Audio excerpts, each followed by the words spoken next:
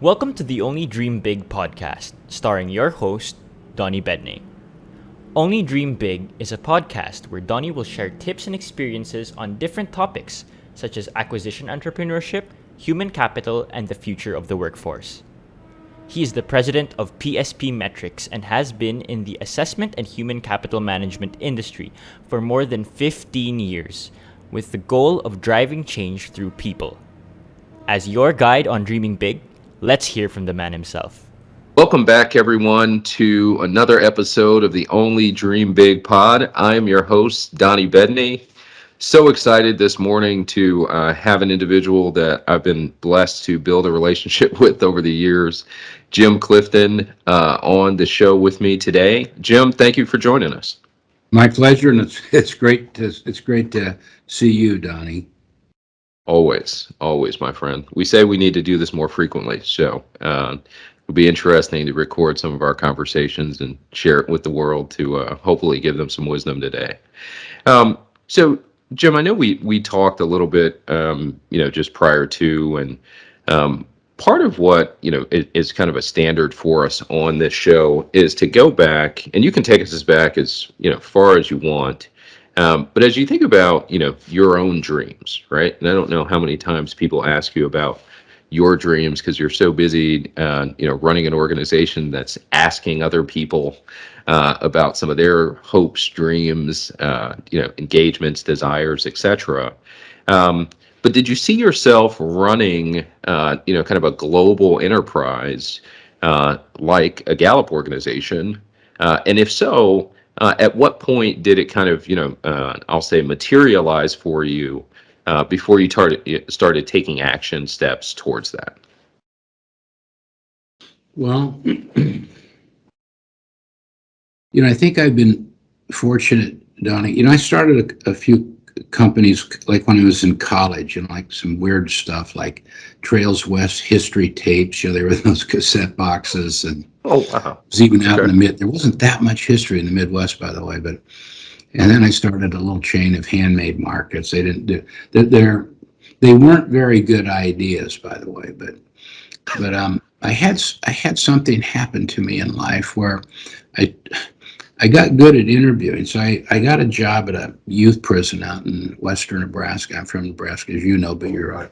Anyway, but I interviewed every single kid in there, and I really liked interviewing. I was so curious, but I knew that could never be a job where you just interview people. But then the governor of Nebraska, this is so long ago, had a project, and he wanted interviewers to stand in rest areas and interview people because nobody stopped going through Nebraska. So you're just driving from New York to Los Angeles. You try to get through that prairie state as fast as you can. Sure. And so we have the questionnaire, and Donnie, there were hardly surveys back then. Like people I would interview, they'd never taken a survey. What is this? That kind of a thing. But I thought nobody would answer them because there were questions like, how much money do you have, and where are you going to sleep tonight, or whatever. How far are you? But I was thinking, this is crazy. And I asked him how everybody answered the questions, and I couldn't even get them to stop the interview because I got paid by interview. Yeah. But I went up to my friend and I said, I can answer the governor's whole. They don't even need to add this up or hire a bunch of college. I can figure the whole thing out just from this. And I thought about that for a long time. One time I said to this friend of mine, I said, I think we could make a business out of this where we go interview customers. And what we were talking about, of course, was market research, which was pretty new back then. So we borrowed $5,000 and started a market research company. The reason I wanted to tell you that, Donnie, is that it was a dream come true at that moment. I'm not sure I ever was more inspired or anything, because at the age of about 24, Cargill was one of my first big accounts, and I'd go interview cattle ranchers, cattle feeders. I got really good at ag products, seed corn, that kind of thing. But I'd walk into a room with just a complete wacko nerd, guy from Lincoln, Nebraska, and I'd have real executives come in. But you know what it was the fact that I had been talking to their not my interviewers, it was me. I'd do the focus groups myself, call them on the phone myself. I was the interviewer and everything. Yeah. But I was an expert on their customers, and as I always say, customers are the closest thing to cash flow. Sure. But I thought, not only was it a dream come true, but in my funny little company, I thought I was the smartest guy in the world. And I'm pretty, as you know, I'm pretty far from being smart, pretty far from being smart. But I realized dream because I've always had a pretty good ego, but it's funny for me to go interview your customers and come back and tell you what they said, completely fulfills my ego, because I just think that I really helped. I think I helped you infinitely. I told you what they think, what you can do, and all that. Yeah. And but to answer your question, I think I'm kind of like the frog that you warmed up rather than just throw, because I never really saw it come. We kept building that thing, and it got big. Yeah. And finally, Gallup came up for sale. Everybody tried to buy it, and they sold it to, as they said, the Jim and the Hillbillies from Nebraska over New York Times, the Wall Street Journal, and everybody else. Oh my God. But I think they knew our mission was more like their dad's, Got it. really famous American Dr. Gallup. Yeah. But I just turned 70, and hell, Donnie, I'm doing the same thing I did when I was 24. Just we're working on. So amazing. Yeah. Everybody from the White House and stuff came over to the building the other day, and they want us to help them on the immigration problem. But from cattle feeders to immigration, and we're working on world hunger, modern slavery, all kinds of things. It sounds like it's really heady stuff, but it's about the same thing. We go and interview the people and write down how their lives are going and what they need, and then go report it. And but so it's a strange answer, but I feel like I've been doing the same thing. Something for your That's fantastic. listeners is that, if I got a job, I had an offer to run a chain of Mexican restaurants. My research was so strong and everything, they, at a very young age, they said, why don't you let's make him president, let him just run the damn thing, because he understands customer. I think if I would have jumped out and done that, I think my career would not have gone well. But so what I've done is I've done the same thing for 45 years. And so you get compounded learning. So I compete against people at MIT and that are way smarter than I am, but they don't have 45 years of experience on exactly the same thing. So then, but the experience, it shows you that the turtle can beat the hare. When I compete against them, I mean, my team and I are almost impossible to beat. Yeah. So that's my. And there's so many directions we could go with that, Jim. At some point, and maybe we'll just cover that one offline. But I definitely want to. You dropped a gem when you were talking about. You always say, customers are the closest thing to cash flow. And out of all of our conversations that we've had, I don't remember you ever telling me that before. So that one we'll have to unpack at some point. But let's stick with kind of this dream piece, right? And so, how would somebody, and I know that you mentioned you reflected on, asking questions and, some other pieces, and then you talked about one of the most powerful things in the world, right? Compound interest. So you do it over 45 years and the same thing over and over again. You build this competitive advantage.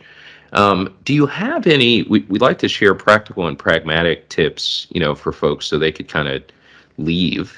But do you have any, maybe an exercise or maybe even a thought process that folks could go through to say, hey, out of all the different things that I do, maybe this is something that I should think about working on for the next 45 years? Because it seems like you just kind of, you were trying to figure that out, right? In a couple different businesses. Maybe you didn't know it was going to go 45 years, but you appeared to have kind of a natural talent for it, a passion. And you mentioned the word curiosity. So that seems like something that's really, really important.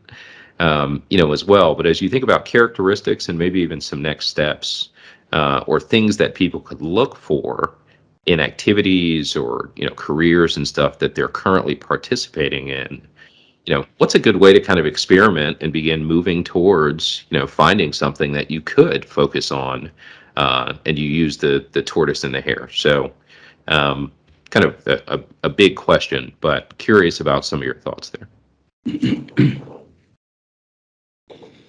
I think, first of all, you got to believe Donnie, that's what seemed like pretty small practical jobs that they can explode into something pretty unbelievable. You know, Mm, for me running focus groups in Nebraska with a pretty low level, I was look back on it. I was doing focus groups at Holiday Inns with hog farmers. yeah. And, so you say, well, that's too bad. That's all that guy can do. Well, what I was thinking was, this is the greatest job in the world. I thought I In the had the greatest world. job in the world. But the Yeah. point, but the point is that every once in a while you'll do something where it just really feels good. You do it. And you get a kick out of doing it more than you do watching NFL football or, and I don't Mm, know, whatever you like. yeah. Uh, Um, and so I was lucky enough. I found something like that. I oddly almost became so when I was a kid. My first full time adult like job was at 15, and I got the head job as a wrangler at a YMCA camp. And I took kids up and down to Lookout Point 6 times at 6 different camper groups a day. Yeah. But I got so much satisfaction because the kids were afraid to get on the horses, and I'd help them get through their fear. We'd ride up, and boy, they felt like they were like it changed their lives seriously. Because Yeah. they're not very big, and they're afraid of these great big horses, and everything would be fine. But I mean, I even went out. I don't know how old I was, maybe 22, but Yeah. I was trying to get financing. I was starting my own dude ranch, right? So you and I are talking like this, but our lives are almost you calling me saying, Jim, can I bring a group out to your dude ranch? but they, but if you find something that you do where it doesn't feel like work, Yep. you lead a different life than the rest of the world. But it does. Mm, There's a guy that I got to know here in town, and so all he was just a bartender. mm, And his name's Jose Andreas, one of the most famous chefs in the world. And so mm. all he is a bartender. But I was asking him, how'd you get here? But this was years ago. But he said at night here, back there, that he'd close the bar at 1. This is Wild West here in town. It was Tip O'Neill, Ronald Reagan time. But he said the senators and everybody would come in, and they'd start drinking. And back then you could buy senators' drinks. Now you can't. You could just leave a tab open. So like Shell Yeah, Oil sure. could just leave that. And he said it would be Tip O'Neill and gigantic world leaders. Sure. And they would say, and he'd say it's closing time. And they'd say, "Well, close it up," but they don't leave. And then they would ask him to sit at the table with them. I just love Yep. stuff like this. And Jose said that they would allow him in the conversation when they were talking about what to do with the Russians. That's kind of funny this morning, isn't it, that we're talking about that? Irony. But Yeah. but he said the conversations that can go on in a cafe and a restaurant, he said, are the greatest kind of job or life that you can. And he said I never wanted to leave that. So it's what I wanted to do is I wanted to have a cafe and now he's got them all over the world, and he might be he's super rich, but he was named one of the 50 most influential people in the world by Time Magazine Wow. but see, the point is, you have a job where you think you're just running a little focus group company, or you think you're just a bartender. Man, Yep. put a dream to it, but imagine an importance that's true. Hmm. And what Jose thought about is maybe I can change the world from here. But they're in a university you go to university so you don't have to become Jose Andreas. Think about that one for a That's while. crazy. The irony. Yeah. That's the irony. And as you talk about that, I've told this to a few people, and I'll say it today. Growing up, I grew up in a really small country town. Technically, it's not even a town; it's a village, right, in Southwest Michigan. So Midwest boy, as well. 2 stoplights. When we got the second stoplight, that was a big deal. But all my friends and stuff own farms or whatever else. And so, what I've said is, it's interesting how people will tell you, hey, get good grades so you can get into the best college that you can, so you can get a great job with an amazing company. And for those of us who are blessed to, kind of climb this corporate ladder and get all the way to the top, it's interesting that at times, and I can only say this for me, you get to the top only to realize that that ladder was up against the wrong wall the whole time. Mm-hmm. Right. And to your point, a lot of the folks that I've had the pleasure of having conversations with on here and otherwise, they literally have been able to do something that they have a passion for, a curiosity, almost an energy behind when they do it. And whether or not, as what's the saying? Do not despise small beginnings. They're able to kind of just continue plugging away, at whatever this thing is. And typically, it's something where they're looking to solve some sort of problem or challenge, either that they've had personally or that they've seen others have. And it gives them, some sort of drive to just kind of continue to sustain. So I'm seeing kind of that thread in some of the things that you're sharing today.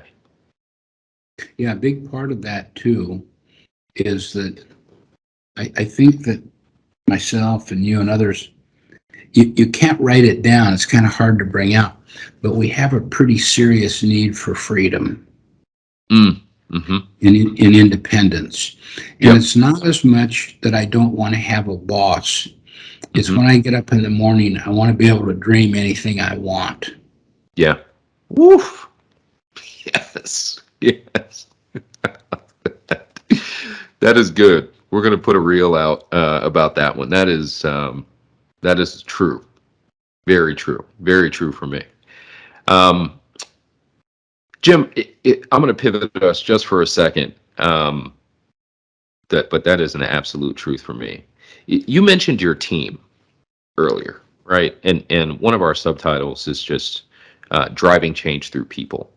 And you spoke about, of course, compound interest, but you also made a statement, how that compound interest, along with your team, when you go into a room, to have a conversation or anything else, like your influence in that room, right? And it's very hard if you're going up against, et cetera, to compete. As you think about, waking up in the morning and having a big dream, I know that you have an amazing ability to kind of spot talent, and some of that's, the science and all of that. But how do you think about identifying talent to kind of go on this journey with you when you have a dream of, the world pole or, any huge, massive, dream that you've had? How do you go about identifying people to kind of help you bring that dream to reality?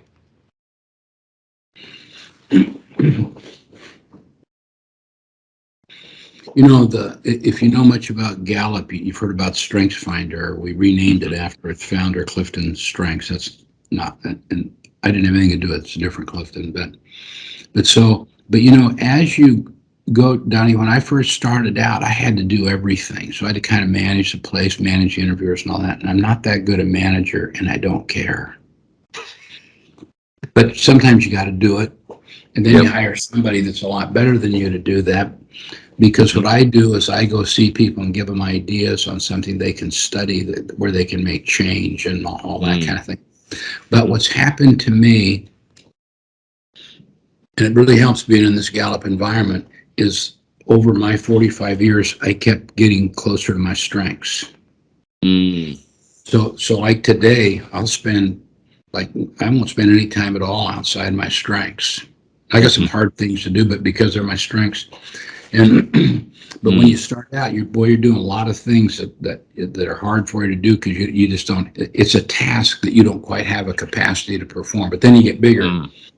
But I look at people the same way. So we had a guy here. I'm going to say he's just an editor. That's a cruel remark. Because all he does is sit at his desk and all of that and do that kind of thing. Yep. And that's all he is. Mm-hmm. Well, then we start taking him to clients, and he'd show up at clients, and clients would go, "Can you bring that guy back again that was here?" Which one? Yeah. Well, because he got to know the client so well, but he has a huge ability to learn. So he has learner and input real high as strengths. Mm-hmm. and he'd kind of make all of us look bad in a nice way because he's a real nice guy. But he knew the business, he knew everything that we're doing, knew the implications. Yep. But he was the smartest friggin' guy in the room. This low-level editor. Yeah. The guy that's head of our partner group, John, whom you know. But anyway, he said, "Why don't we put him on partner track?" And I said, "You can't. He's just an editor." But see how dumb that is for me to say that. Wow. And Yep. John said, "The problem." I said, "He can't sell. He can't negotiate. He can't do anything like that. He's just an editor." And Yeah. John said, "I know, but what he does is what clients want. They don't want salesmen and editor and negotiators." And he said, "I can support when it times to negotiate. I'll do it, or Vipul will do it, or somebody else. What's really hard to bring is for clients say, bring that guy back here, because every time you see the point." Yeah, But absolutely. what I try to do is find if somebody has a really unusual strength. That's what I always thought. A lot of people, there's some people you can just spot, like our common friend Justin. But the first time I met him, but see, everybody's not like that anymore. With Justin, it explodes out of his body's exploding. Yeah. With energy and charisma and positivity and all that. But that editor's was our number one partner in the world last year. Wow. Isn't that amazing? But so there's a lot of people where it's not visual. Okay. But so I try to, as I'm watching people, I always think about Jose Andres, just a bartender. Yep. But let him get out with the customers and let's see what happens. Yeah. So, but another thing you got to do, Donnie, is you got to be watching. So you don't just.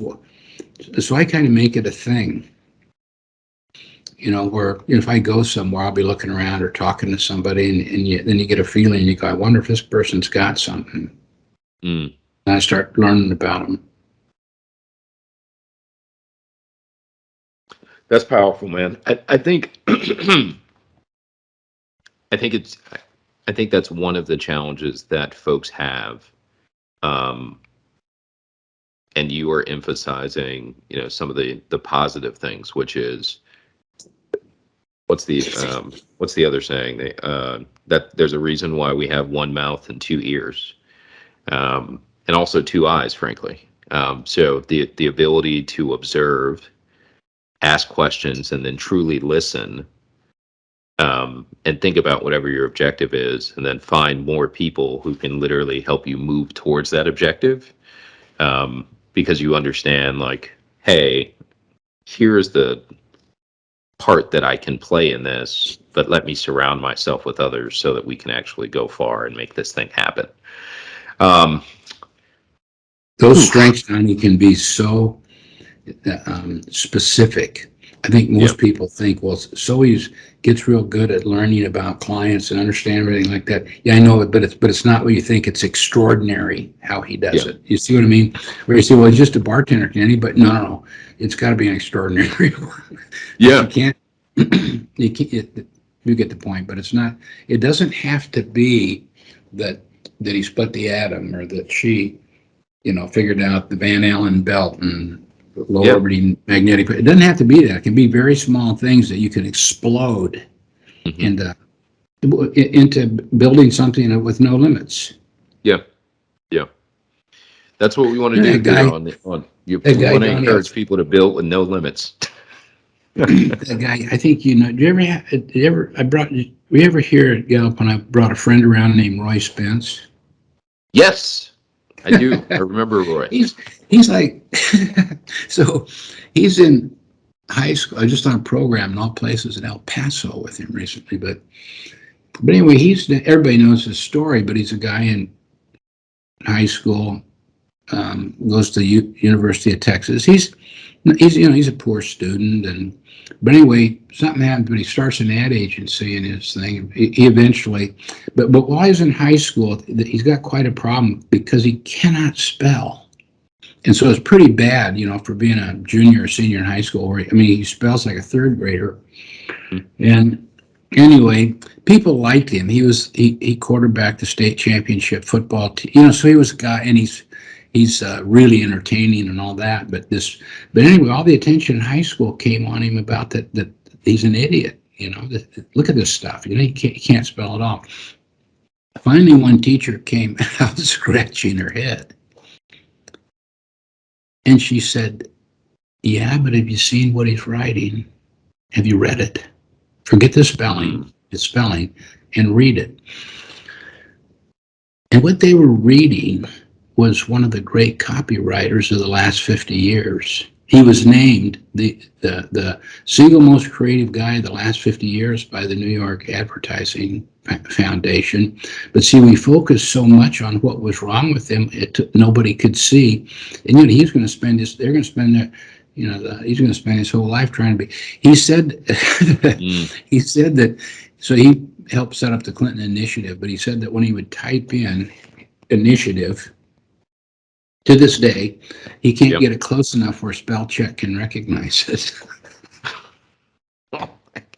But it's funny. I thought of him because I got to call him today because his gift is just words. Can you imagine somebody applying for a job? You almost have to start your own company because nobody will buy into what that one single gift is. But he can choose words and put them in a line where you go, holy, well, the whole campaign is don't mess with Texas. He changed littering in this country with one campaign. The whole country followed it. And amazing. But yeah, you can change the world with just not being able to spell, but be good with words. Yeah. Wow. There's a lesson there, man. And I wish we could continue. Because unfortunately we don't have all day. Although I know both of us like to start our days a little bit earlier, but so good to be able to start my day with you this morning and appreciate the energy and wisdom, frankly, that you shared this morning around so many things, Jim. So maybe it may not be this year, but maybe next year we'll be able to have you back, as a guest and maybe spend a little bit more time, and we can figure out a way to do it live. Maybe I'll have you in Pittsburgh, or I'll swing out to DC and we'll record something live. But this has been absolutely amazing. Okay, man. Yeah, but I'll probably see you here in Washington. You just next time you pass through, we'll absolutely. I'll come and find you. Just curious, from a social perspective, or, where can people find you? LinkedIn, do you have a Twitter account or something that we can follow for, some of these one-liners and other things? No, that I if I have something called the Chairman's Blog. Okay. And so I have that most of them they're not necessarily timed. I don't write on Russia or that kind. I write on kind of stuff like we've been talking about. Okay. But if you go to Gallup and you look around on there, you'll find something called Chairman's Blog. Okay. And I got a book coming out. Jim Harder and I are writing one on, they're calling it, I think you and I are just talking now. I suppose your show's over, but they're calling it the Great Resignation. Oh, yeah. Really, people are just kind of shifting around a little bit, and that'll be over. What it is the massive disruption. Our data shows people aren't coming back to work at all, like Wall Street, like the New York Times and Wall Street Journal write about. Boy, when we do our interviewing and all that, people like being at home. Yeah. Not having the three answers, Donnie, are when we say how come you don't. 30% of people 55% of 125 million jobs can work from home. And 30% of them want to not be in the office at all. 60% want a blend, and the blend is 2 days a week, and I think it's about 1.5. Only 10% want to go back. And we say, why do you not want to come in anymore? Number one is the commute. Number two is it's better for my well-being, and number three is it's better for my family. And as I always say, add those together, and good luck on trying to command employees to come in with with that barrier between you Yeah. and them. But You so will we're going never to try to get back. figure out a whole different way to manage. But I'll be doing quite a bit of blogging with that. Okay. My chairman's blog, just kind of a observation. We'll get a link of the chairman's blog, and we'll put it in the show notes for the recording. So this has been great, man. I really appreciate Okay. Always a pleasure, Donnie. it. See you later. All right. Okay, Perfect. bye. Talk soon. Man, folks, what a powerful conversation with Jim Clifton. Really enjoyed that. I hope that you all got a number of jewels and nuggets from that conversation. As you all know, always love sharing practical and pragmatic things for you to go ahead and take and apply to your life. Thank you again for tuning in this week. Look forward to tuning in next week for our next episode. Very excited about the next conversation we're having. I'm going to keep it a secret, but I think that you all will enjoy it. Have an amazing week. Don't forget, only dream big. Peace.